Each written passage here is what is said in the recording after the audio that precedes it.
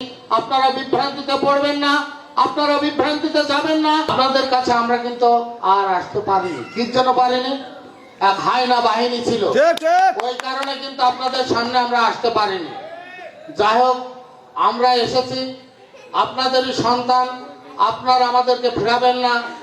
আপনাদের এই সন্তানের মুখের দিকে তাকিয়ে সামনে যে ভোট আসছে, শরীফুজ্জামান শরীফ আল্লাহ ভরসা সে নমিনেশন পাবে, তার মাঝখান থেকে আপনারা আমাদেরকে একটু হাত বাড়িয়ে দেবেন।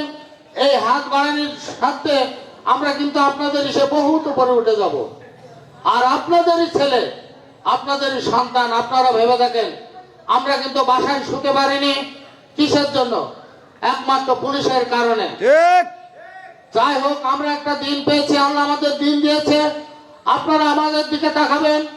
আপনাদেরই সন্তান, কি কারণে আপনাদের সন্তান বাসায় শুতে পারেনি আপনারা জানেন। কোনো অপরাধ ছিল না, অপরাধ ছিল কি একটা, শুধু ধানের শীষ ভোট, এছাড়া কোনো অসুবিধা ছিল না। আমরা কারোর মাথায় লাঠি মারিনি, কোনো জায়গায় চুরি করিনি, কোনো জায়গায় কিছু করিনি। আমাদের শুধু একটাই সমস্যা, যে ধানের শীষ। যাই হোক, মা বোনদের কাছে একটাই অনুরোধ, আপনারা আমাদেরকে ফেরাবেন না। সামনে যে ভোট আসছে, আপনারা আমাদের একটা করে ভোট দেবেন। মা বোনদের কাছে, সবার কাছে অনুরোধ, আপনারা সবাইকে বলবেন, দেখেন আমরা কোনো ওয়াদা ভাবতো না, কোনো আল্লাহ না, আমরা কিছুই না। আমরা সাধারণ একটা মানুষ। ওপরে আল্লাহ একজন আছেন। আল্লাহ শুধু আপনাকে কি বলেছেন? 5 ওয়াক্ত নামাজ পড়েন, মা বাপকে হেফাজত করেন, এটাই বলেছে। তার অতিরিক্ত কোনো কিছু নাই।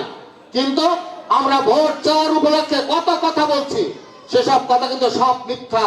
ওপরে আল্লাহ একজন আছে, সব কিন্তু দেখতে পাচ্ছে।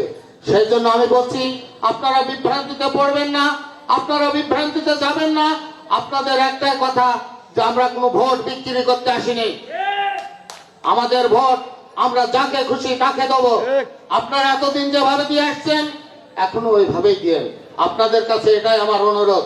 আর সামনে যে দিন আসছে, আপনারা সবাই বাসায় যান, যার যার যে যেমন মানুষ তার কাছে সমান সম্মান দেন, ভোট চান। প্রত্যেকটা বাসায় বাসায় আপনারা যান। আপনাদের ছেলেদের কারণে, আপনার বাপের কারণে। আপনি হিসাব করে দেখেন, যে মানুষগুলো জেলখানায় গিয়েছে, একটাও কি পাপ করে গিয়েছিল? একটা পাপ করে না। শুধু একটা পাপ, যে আমরা ধানের শীষকে ভালোবাসি, এই কারণে আমরা জেলে গিয়েছি। আপনাদের কাছে একটা অনুরোধ আমার, আপনারা অবশ্যই শরীফ ভাইয়ের 1 হাত আগিয়ে দেবেন। শরীফ ভাই আমাদের জন্য 2 হাত আগিয়ে দেবে। এই বলে আমার বক্তব্য শেষ করছি। খোদা হাফেজ। বাংলাদেশ জিন্দাবাদ।